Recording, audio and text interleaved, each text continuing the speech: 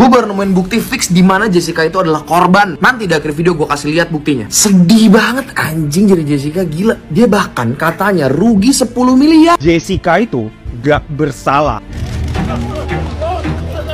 Yang dibilang the trial of the century, saya yakini dia tidak bersalah gitu. Harus saya buktikan kebenarannya. Tidak ada buktinya, apalagi CCTV-nya, Bang. Oke, begini. Umpama nih ya, kita abaikan dulu deh ahli IT. Oke. Ya. Orang ngomong begitu kan? Ya. Ya. Saya ada botolnya tuh yang dipakai. Botol yang dipakai untuk Ngeracun, kelihatan mirip. yang menampung racun. Bapak ada botolnya? Ya, enggak, saya menduga botol itu. Oh, seperti karena dari itu? Australia. Iya. Kecil, jadi sampel daripada parfum. Baru-baru ini kembali viral setelah dirilis film dokumenter kontroversial berjudul Ice Cold Murder, Coffee and Jessica Wongso. Publik kembali diingatkan tentang kasus tragis kematian Wayan Mirna Salihin setelah meminum kopi beracun di tahun 2016 lalu. Jessica Wongso atau Jessica Kumala Wongso terdakwa dalam kasus kontroversial tersebut. Dia dituduh meracuni Wayan Mirna Salihin dengan secangkir kopi Vietnam di Olivier Cafe, Grand Indonesia, Jakarta Pusat. Setelah proses pengadilan yang panjang, Jessica Kumala Wongso dijatuhi hukuman 20 tahun penjara. Namun, keputusan ini memicu berbagai reaksi di masyarakat.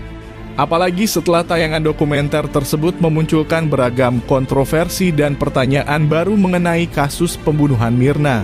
Masyarakat pun mulai mempertanyakan kejelasan proses peradilan Jessica Wongso. Dalam menjawab keraguan ini, Prof. Edi Hiaryej, seorang saksi ahli dalam sidang kasus Jessica, memberi klarifikasi mengenai hal tersebut. Wakil Menteri Hukum dan HAM Wamenkumham memastikan keputusan hakim sangat tepat. Pembunuh Wayan Mirna Salihin adalah Jessica Wongso. Saya ingin mengatakan dalam kasus Jessica ini mengapa saya begitu yakin. Saya memiliki pengalaman sebagai ahli di pengadilan bukan 1-2 kali, lebih dari 100 kali. Ungkapnya saat menjadi pembicara talk show Catatan Demokrasi TV One.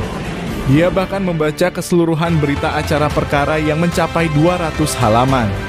Saat kasus Jessica, berita acara pemeriksaan berjumlah lebih dari 200 halaman, sambungnya.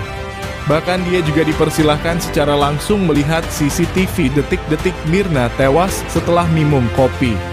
Saya melihat 9 CCTV dihadirkan untuk saya melihat, saya memberikan keterangan, ungkapnya. Prof. Edi menambahkan bahwa 2 keterangan ahli yaitu Profesor Roni Nitibaskara dan Dr. Natalia serta eksperimen yang dilakukan oleh Profesor Dr. Imade Agus Gilgel memperkuat keyakinannya bahwa Jessica adalah pelaku pembunuhan Mirna. Imade Gilgel melakukan percobaan untuk mencari tahu kapan cyanida dimasukkan ke dalam gelas. Percobaan Imade Gilgel itulah yang membuat saya yakin bahwa memang Jessica adalah pelaku, tambahnya. Dia juga merinci bahwa pemeriksaan intensif telah dilakukan terhadap barista di Cafe Olivier untuk memastikan prosedur standar ketika seseorang memesan ice coffee Vietnam. Sampai saat ini masyarakat masih mempertanyakan dan mendebatkan kasus kontroversial ini.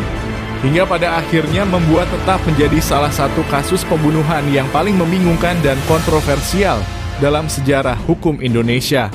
Terima kasih atas perhatiannya, mari tetap ikuti perkembangan kasus ini dan informasi lainnya.